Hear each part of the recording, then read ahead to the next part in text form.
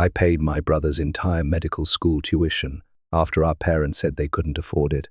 Then, he told them I was settling and should fund his lavish lifestyle post-graduation. They had no idea I'd already cut him off until the dean called. The message notification lit up my phone screen as I finished another client's tax returns at 11 p.m. Mum's group text read, "Sunday dinner, big news from Ethan. Victoria, bring those tuition payment forms we discussed. So proud of my baby boy. I'm Victoria, and I've been paying my brother's medical school tuition for the past 4 years, every cent of it." My laptop screen blurred as I blinked away exhaustion. Another late night of freelance accounting work after my regular 9 to 5 at the investment firm. The stack of instant coffee cups beside me told the story of my typical Wednesday. "You coming to bed soon?" My roommate Lily called from the hallway. "It's getting late." "Just one more return," I replied, though we both knew I'd say the same thing an hour later. My phone buzzed again, this time from Ethan. "Sis, can't wait to tell you everything Sunday.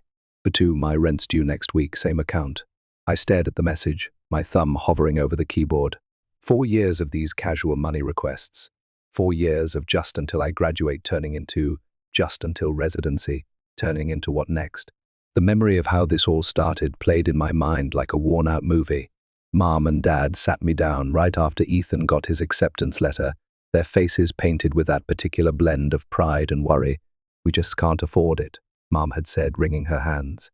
"But he's so brilliant, Victoria. He could be such an amazing doctor." Dad had cleared his throat awkwardly. "You're so responsible with money, sweetheart. Always have been. And you're doing so well at your job." I'd agreed before they even asked, because that's what good daughters do, right? My phone rang, startling me from the memory. It was Lily. "I can hear you thinking from my room," she said when I picked up. "What's wrong?" "Family dinner Sunday. Mum wants me to bring tuition paperwork again." "Vic, you've already paid for, I know. And your promotion, I know, Lily." There was a pause. "Want me to come with?" I could fake an emergency halfway through. I laughed despite myself. "Thanks, but I'll manage. It's just dinner." After hanging up, I opened my banking app. The numbers stared back at me. My savings account barely breaking 5 figures. My investment account depleted from the last tuition payment. My retirement fund better not to look. My phone pinged with another message from Mom. "Don't forget the forms. Ethan's so excited to discuss his future plans." Future plans. The words sat heavy in my stomach. I opened my desk drawer and pulled out a folder labeled Ethan Medical School. Inside were neat rows of numbers, each representing another piece of my life I'd sacrificed for my brother's dream. Tuition payments, book fees, rent checks, car insurance, all carefully documented in my accountant's handwriting. Lily appeared in my doorway, arms crossed. "You know what your problem is? My inability to say no, your inability to see how much you're worth." She walked over and closed my laptop. "Bed, now. Whatever Sunday brings, you'll need sleep to face it." I nodded, but as I got ready for bed, Mom's text kept flashing through my mind. "Bring those forms," like I was just the family banker, the ATM with a pulse. The next morning at work, my supervisor Fiona stopped by my desk. "Victoria, that analysis you did for the Morgan account? Brilliant work. Have you given any thought to that senior position we discussed?" I felt a familiar pang of regret. "I'm still considering it. It would mean relocating to the Boston office," she continued, "but the salary increase would be substantial." My heart raced at the possibility. Then my phone buzzed. Another text from Ethan about Sunday dinner. "I'll let you know soon," I told Fiona, but we both knew what my answer would be. It had been the same answer for 4 years. Not now, not yet, maybe next time. As I watched Fiona walk away, something shifted inside me. Maybe it was the weight of all those late nights catching up to me. Maybe it was the realization that I'd turned down 3 promotions in 4 years, or maybe it was just time. I picked up my phone and typed a response to Ethan. "Yes, I'll bring the forms on Sunday." But for the first time, I wasn't sure what I'd be signing. Lily's words echoed in my head. "Your inability to see how much you're worth." Sunday was coming, and something told me it wouldn't be just another family dinner. Mum's pot roast filled the house with a familiar aroma. As I stepped through the front door, forms tucked under my arm, the good china was out, always a sign that Ethan was the focus of tonight's celebration. "There's my responsible girl." Mom rushed to hug me, then immediately reached for the folder. Let's get the boring paperwork out of the way before dinner. I held on to it. Maybe we should eat first. Ethan bounded down the stairs, designer watch glinting on his wrist, a graduation gift to himself he'd put on my credit card last month. Sis, wait till you hear my news. Dad emerged from his study, newspaper tucked under his arm. There's my 2 successful children, he said, but his proud smile was aimed at Ethan. We gathered around the dining table, Mum's best tablecloth spread beneath steaming dishes. I noticed the wine was my favorite red, a bad sign. Mom only served my preferred wine when she wanted something. So, Ethan started, barely waiting for everyone to sit. I have decided on my specialty track. Oh, honey, tell them. Mom practically bounced in her seat. Neurosurgery. He beamed.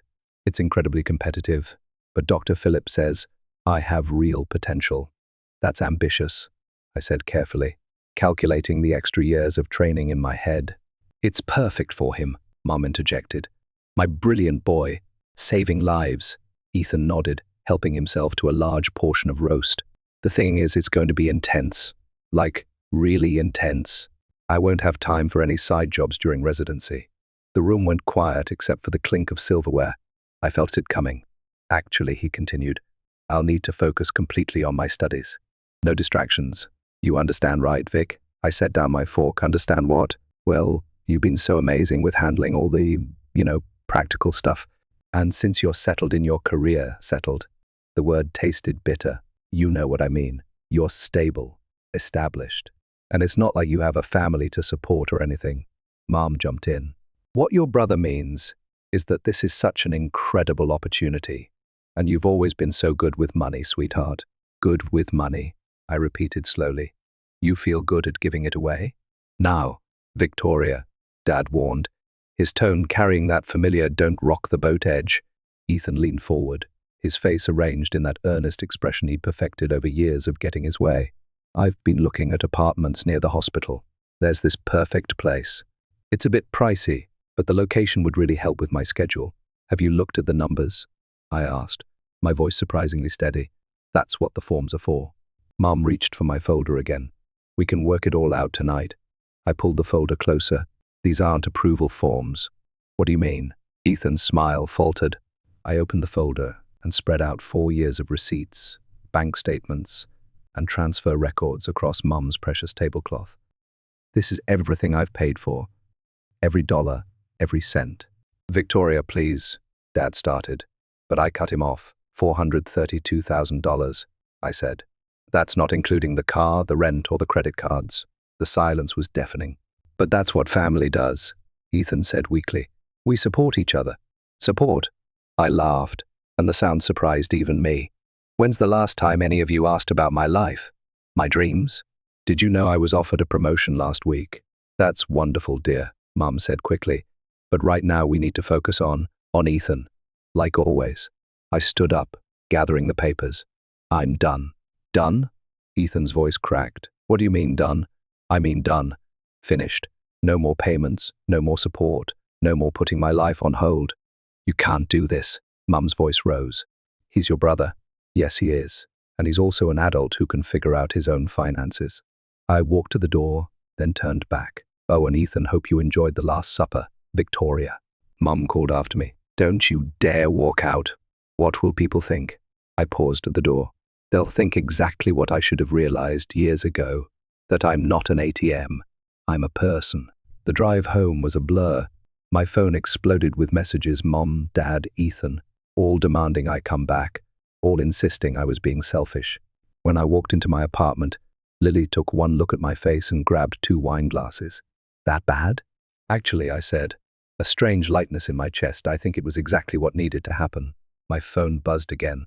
Fiona, this time still interested in that Boston position. For the first time in years, I smiled as I typed my response. Yes, absolutely yes. The next morning, I walked into the bursar's office at Ethan's medical school, my hands steady as I signed the paperwork. You want to terminate all future payments. The clerk looked up from her computer. Are you sure about this, Miss Harper? Completely. I slid the form across the desk. And I'd like a note added to the account stating I'm no longer responsible for any charges. The student will need to make alternative arrangements immediately, she warned. That's not my concern anymore. My phone had 37 missed calls by the time I reached my office. I switched it to silent and focused on my work, but Lily's message caught my eye. Lunch. You look like you need to talk. We met at our usual cafe, where Lily ordered us both extra-large coffees. Spill, she demanded. I did it. I cut him off. Completely. Finally. Lily practically shouted, drawing looks from nearby tables. Sorry, but seriously, it's about time. What triggered it? Remember my 20th birthday? The one where Mum turned my party into a fundraiser for Ethan's medical books. I nodded. Or last Christmas when I couldn't go on that ski trip with you because Ethan needed new winter tires. Or the time, okay, I get it, Lily interrupted. But why now? Because I'm tired of being the family ATM. Did you know Ethan spent $300 on a watch last month? On my credit card. Meanwhile, I'm eating ramen to make rent. Lily's phone buzzed. She glanced at it and frowned. Vic, you might want to check social media. I pulled up Instagram to find Ethan's latest post. Sometimes, the people who should support you the most are the ones who hurt you deepest. #toxic family, #boundaries, #healing. He's playing victim. I laughed incredulously. Classic. Your mum's commenting on it too, Lily pointed out. Praying for you, my sweet boy. Some people just don't understand family loyalty. My coffee suddenly tasted bitter. $20 says she wrote that from her house that I helped refinance last year. Back at work, Fiona called me into her office. About Boston, she started. I want it, I said firmly. If the offer still stands. It does, but it means moving in 3 weeks. Are you sure your family obligations won't be an issue? No obligations anymore. I straightened in my chair. I'm free to focus on my career. My phone lit up with a call from an unknown number. When I answered, a professional voice spoke. This is Dean Mackenzie from the medical school. Do you have a moment to discuss Ethan Harper's account? I've already spoken with the bursar's office, I replied. Yes, about that. She paused. Your brother's enrollment status is now in jeopardy. He's claiming there must be some mistake. There's no mistake. I'm no longer funding his education. I see. Another pause. You should know he's been quite vocal about the situation around campus. Let me guess.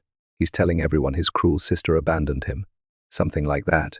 The dean's tone softened, though his version doesn't quite match our financial records. After hanging up, I opened my laptop and created a new folder, Evidence.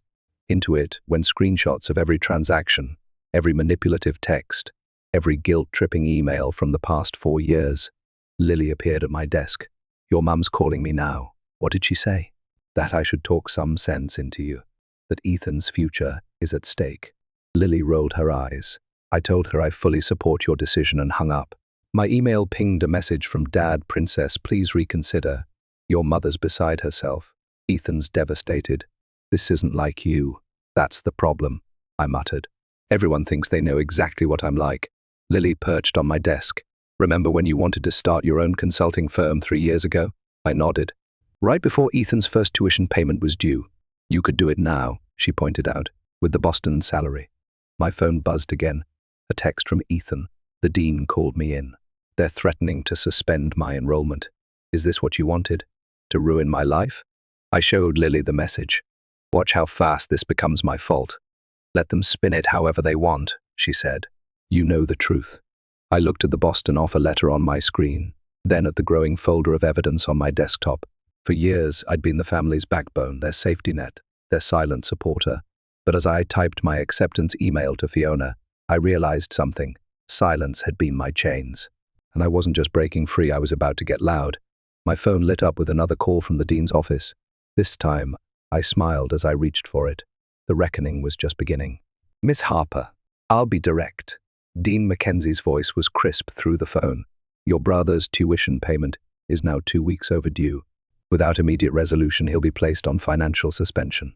I understand, I replied, keeping my voice neutral. But as I explained to the bursar's office, I'm no longer responsible for Ethan's expenses. He seems to think otherwise.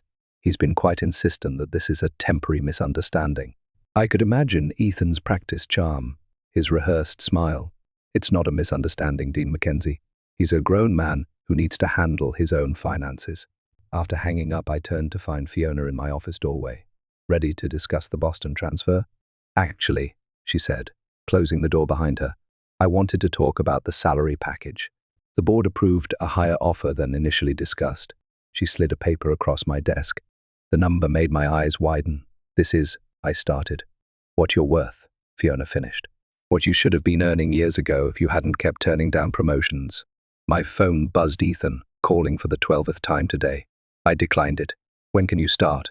Fiona asked. Before I could answer, my phone lit up again, Mom this time, then immediately after Dad, then Ethan again. Family emergency. Fiona raised an eyebrow. No, I said firmly, silencing my phone. Just people learning that actions have consequences. Back at my desk, I opened my email to find a message from Ethan. Sis, this isn't funny anymore. The dean says they're going to suspend me. Mom and Dad can't help, you know that. I have exams next week. Please don't ruin everything I've worked for. Everything. Worked for. The words stung.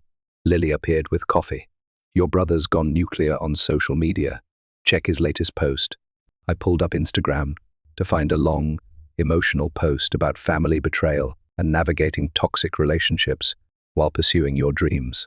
The comment section was filled with sympathetic responses. He's always been good at playing victim, I muttered. Speaking of playing, Lily said, did you see what your mom posted? My mother's Facebook status read, heartbroken watching my son struggle because of others' selfishness. Please keep Ethan in your prayers. My phone buzzed with a text from Dad. Your mother's taking anxiety medication because of this. Is that what you wanted? I showed Lily the message. Funny how they never needed medication when I was working myself sick to pay their golden child's tuition. You know what this needs? Lily pulled out her laptop. Documentation. We spent the next hour organizing my evidence folder. Screenshots of Ethan's luxury purchases using my credit card. Records of my depleted savings. Emails where my parents dismissed my career opportunities in favor of Ethan's needs. This is intense, Lily said, scrolling through years of financial abuse. Have you shown this to anyone? Not yet, I hesitated. But maybe. My office phone rang the dean again. Miss Harper, I apologize for calling again, but there's been a development. Your brother has submitted some concerning documentation regarding his financial independent status. My heart skipped. What kind of documentation? Forms suggesting he has independent means to fund his education. Given your recent statements, I'm concerned about their authenticity. I sat up straighter. Dean Mackenzie, I'd be happy to provide you with detailed records of exactly who has been funding Ethan's education for the past 4 years. After hanging up, I turned to Lily. He's trying to forge financial documents. That's fraud, she said, eyes wide. Yes, I replied, opening my evidence folder. Yes, it is. My phone lit up with another call, this time from an international number. Lily grabbed it before I could. Hold up, she said, Googling the area code. This is from London. Isn't that where Ethan was hoping to do his residency? A new email popped up from the dean. Miss Harper, given recent developments, would you be willing to provide a formal statement regarding your brother's financial history with the school? I looked at the international number, still flashing on my phone, then at the years of evidence on my screen, then at the Boston offer letter sitting on my desk. You know, I said to Lily, I think it's time everyone learned exactly who's been behind Ethan's success story. You're going to do it, Lily asked. Go nuclear? No, I replied, starting to type my response to the dean. I'm just going to tell the truth. Every single detail of it. My phone buzzed one final time. A text from Ethan, please Vic, I need you. For the first time in years, those words didn't move me. Instead, I opened my email and began, Dear Dean Mackenzie, I appreciate your concern regarding this situation. Please allow me to provide a complete financial history. The truth, as they say, was about to set me free. The pounding on my apartment door started at 7 a.m. on Saturday. I knew it was coming. Mum's texts had grown increasingly frantic after the dean's office contacted Ethan about discrepancies in his financial documentation. Victoria, Mum's voice carried through the door. Open this door right now. Lily emerged from her room, still in pajamas. Want me to call security? Before I could answer, I heard Dad's voice, Princess, please, we need to talk about this as a family. I opened the door to find my entire family in the hallway. Mum's mascara was smeared, Dad looked exhausted, and Ethan, my perfect little brother, was pale with rage. What did you tell the dean? He demanded, pushing past me into the apartment. The truth. I closed the door behind them, every single detail of it. You had no right. Mum's voice shook. Do you know what you've done? Actually, Lily interrupted, laptop in hand. She had every right. Want to see the spreadsheet of exactly what Victoria's done for this family? Stay out of this, Mum snapped. No, let's show them. I nodded to Lily, who turned the screen around. $432,000 in tuition, she began reading. $68,000 in rent, $42,000 in car payments and insurance, $12,000 in credit card debt. Stop, Ethan shouted. Those were gifts. You offered to help. Gifts? I laughed. Let's talk about gifts, Ethan. Like the Rolex you bought yourself using my credit card, or the luxury apartment you insisted you needed for studying. You're just jealous, Mom cut in. Jealous that your brother is doing something meaningful with his life, while you just push papers around. The words hit like a slap, but I stayed calm. You mean my job? The one that paid for everything on this spreadsheet? The dean is threatening to suspend me. Ethan's voice cracked. The residency program in London already pulled my application. They're saying something about fraudulent financial documents. Funny how that works, I said. Actions having consequences. You vindictive, he spat. Language, Ethan. Dad finally spoke up. Victoria, surely we can fix this. What do you want? What do I want? I walked to my desk and pulled out a folder. I want you all to see these. I spread out papers across my coffee table, rejected promotion letters, cancelled vacation plans, credit card statements showing Ethan's extravagant spending. This one's my favorite. I pointed to a credit card bill. The day after I cancelled my therapy sessions because I couldn't afford them, Ethan spent $600 at a designer store. You're destroying his future, Mom wailed. No, Lily interjected. She's making him face reality. Reality? Ethan laughed bitterly. The reality is she's trying to ruin my life because she's bitter about her own choices. My choices? I felt something snap inside, like the choice to skip my best friend's wedding because you needed emergency textbook money, or the choice to live with a roommate at 33 because all my savings went to your tuition. We are your family, Mum pleaded. Family doesn't treat each other like ATMs, Lily said. Nobody asked you. Mum turned on her. Actually, I said quietly, I'm asking her to witness this moment when I tell you all I'm moving to Boston. I've accepted a promotion, a real one, with a 6-figure salary and benefits. The silence was deafening. You can't, Ethan whispered. Watch me. I handed him a stack of papers. Here's every transaction I've ever made for you, every dollar you owe me, every opportunity I gave up. We'll never be able to pay this back, Dad said, looking at the numbers. I know. I met his eyes. That's not why I'm showing you.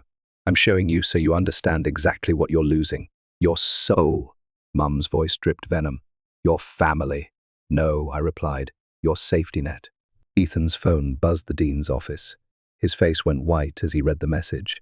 They're suspending my enrollment, pending a financial investigation. Actions, I repeated softly, have consequences. Please, he looked up, tears in his eyes. I'll do anything. Just tell them it was a mistake. It wasn't a mistake, Ethan. It was exploitation, and it's over. Mom grabbed her purse, hands shaking. Come on, Ethan, we'll figure this out ourselves. Good luck with that, Lily muttered as they filed out. Dad lingered at the door. Victoria, don't. I cut him off. Just don't. After they left, Lily hugged me tight. You okay? My phone pinged an email from the dean, requesting a formal meeting about Ethan's financial disclosures. You know what? I said, starting to type my response. For the first time in years, I really am. The truth hadn't just set me free, it had given me my life back. Your brother's gone full martyr mode, Lily said, sliding her phone across my desk. Check his latest Instagram post. I glanced at the screen, a black and white photo of Ethan in his white coat, stethoscope artfully arranged around his neck. The caption read, "When those closest to you try to destroy your dreams, remember success is the best revenge at #medschoolstruggle, #resilient, #rising above." The comments are even better, Lily pointed out. Dozens of sympathetic responses flooded the post. Former classmates, family friends, even some of my relatives, all offering support and condemning the unnamed toxic family member trying to ruin his future. My phone rang. Dean Mackenzie again. Miss Harper, I've reviewed the documentation you provided, she began. I must say, it's comprehensive. I'm an accountant, I replied. We keep receipts. Indeed. We've launched a formal investigation into your brother's financial disclosures. It appears he may have submitted falsified documents for his residency applications as well. I sat up straighter. What kind of documents? Claims of independent wealth, family trust funds, none of which seem to exist. She paused. We've had to notify several residency programs about potential fraud. After hanging up, I opened my laptop to find an email from an unfamiliar address. London Metropolitan Hospital's residency coordinator. Dear Miss Harper, we're reaching out regarding Ethan Harper's financial documentation. Lily read over my shoulder. He tried to fake financial documents for international programs. That's not just unethical, that's illegal. Speaking of illegal, I said, opening my banking app. Look what I just found. There it was. A pending transfer from my account to the medical school's Bursa office, one I hadn't authorized. He still has your banking password. Lily gasped. Not anymore. I quickly called the bank, reporting the unauthorized access and changing all my credentials. My phone buzzed with a text from Mum. Hope you're happy. Ethan's meeting with the academic board tomorrow. His whole future is at stake. Before I could respond, another message popped up, this time from an old family friend. Just saw Ethan's posts. How could you do this to your own brother? He worked so hard spending your money, maybe, Lily muttered. I opened my email and began composing a message to Dean Mackenzie, attaching additional bank statements showing Ethan's spending habits. What are you doing? Lily asked. Making sure they have the full picture. I continued typing. If Ethan wants to play victim on social media, fine, but the school should know exactly who they're dealing with. My phone lit up. Fiona, calling about Boston. Your apartment's ready whenever you are, she said. The team's excited to have you start next month. Perfect timing, I replied, watching another notification pop up from the dean's office. After hanging up, I checked my email. The subject line made my heart stop.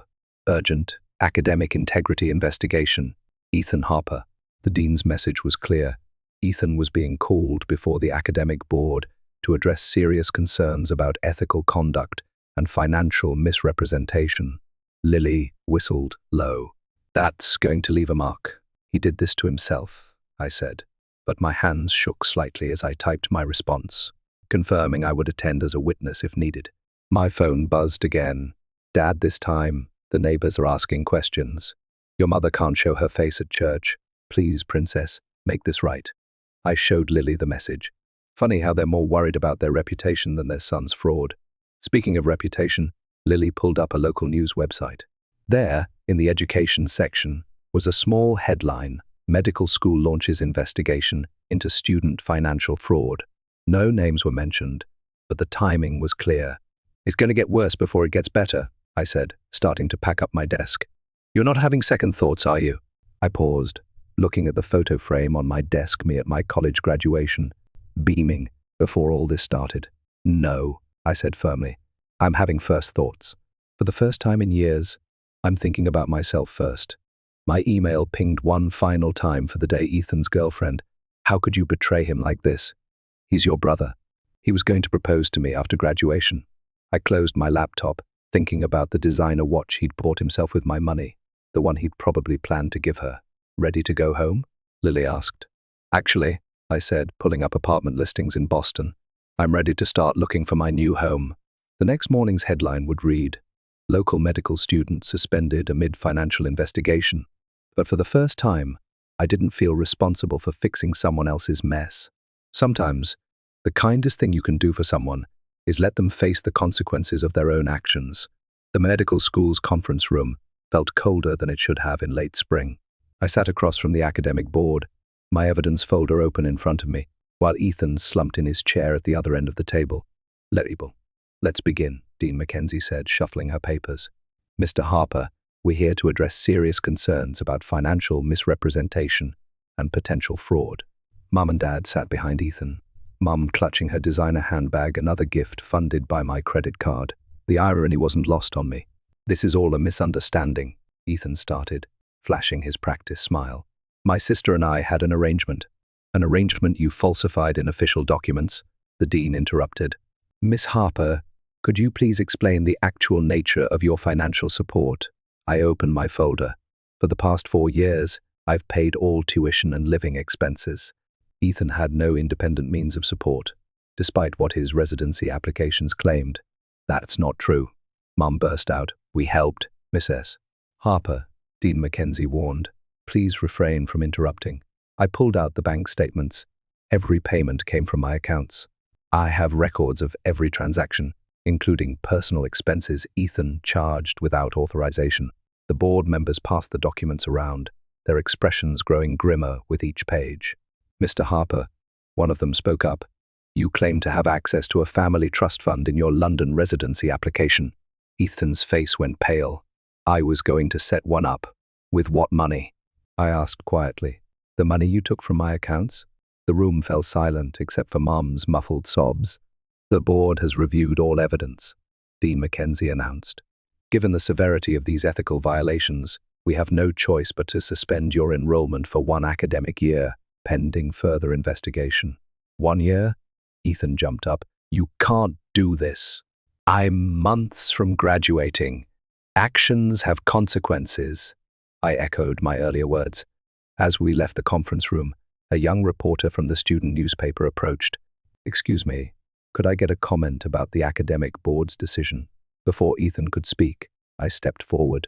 I think this case demonstrates the importance of integrity in medical education. Future doctors should be held to the highest ethical standards. The story broke that evening. Medical student suspended. Financial fraud raises ethics concerns.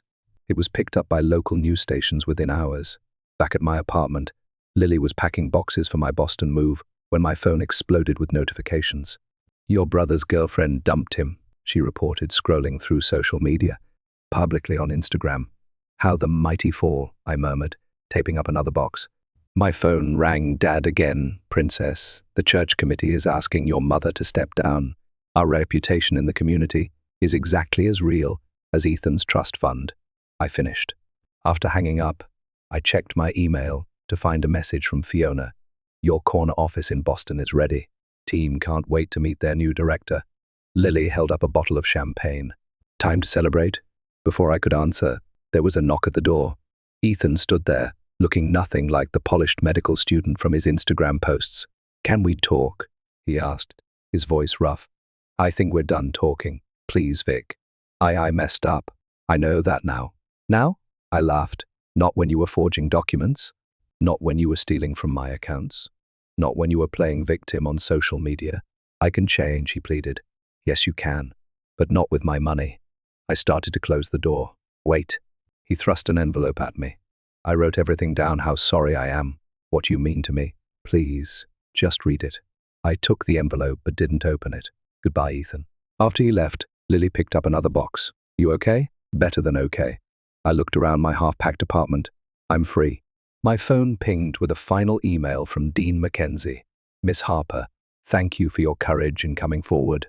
Your testimony will help establish stronger ethical guidelines for our program. I placed Ethan's unopened letter in a box labeled Passed and sealed it shut. The next morning's headline read, Local Family's Social Standing Shaken by Medical School Scandal. Mum's church friends were already gossiping. Dad's golf buddies were suddenly too busy to play. But as I loaded the last box into my car, ready for my drive to Boston, I felt only lightness. The weight of family obligation had been replaced by something better, self-respect. Lily hugged me goodbye. Show them what you can do when you're not carrying everyone else.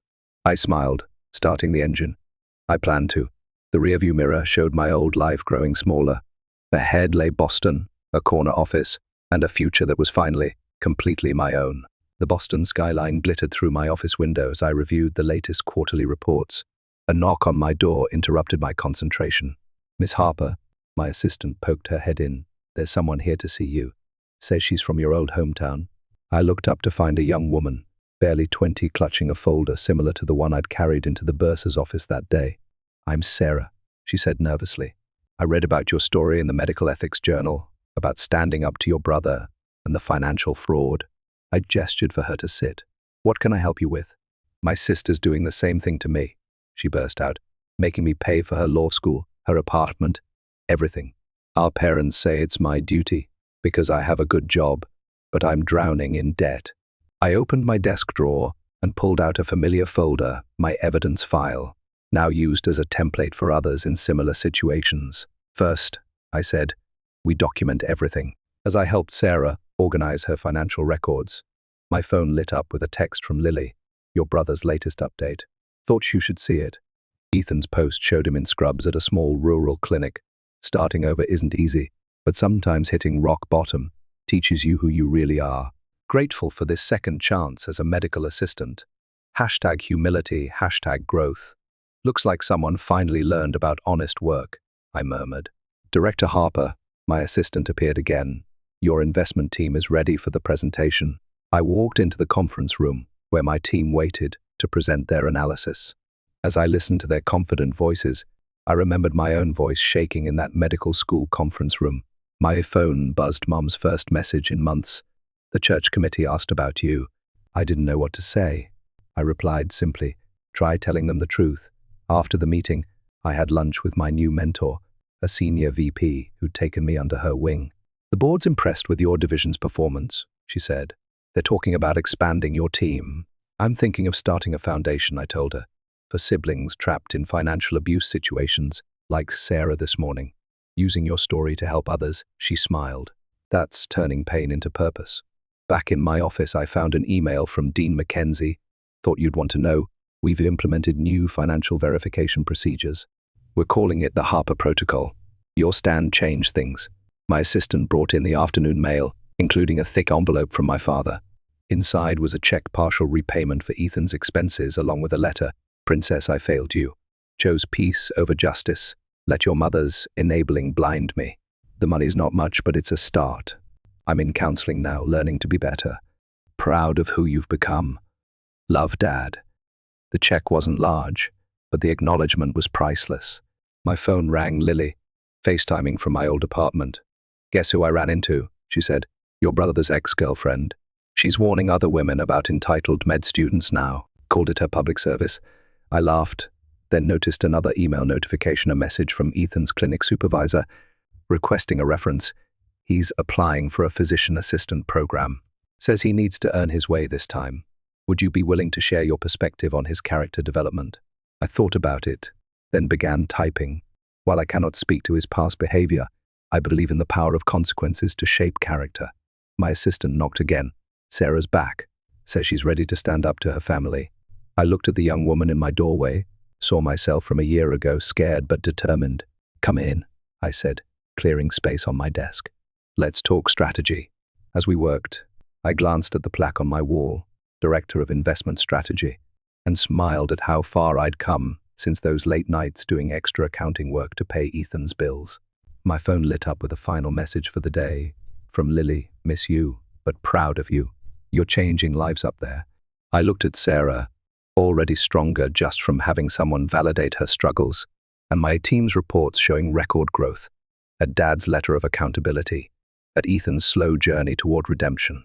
Ready to take your life back? I asked Sarah. She straightened her shoulders, nodding. Then let's begin, I said, opening my laptop. Because the best revenge isn't just living well, it's helping others break free too. My revenge wasn't cruel, it was overdue, and its ripples were still changing lives, one story at a time.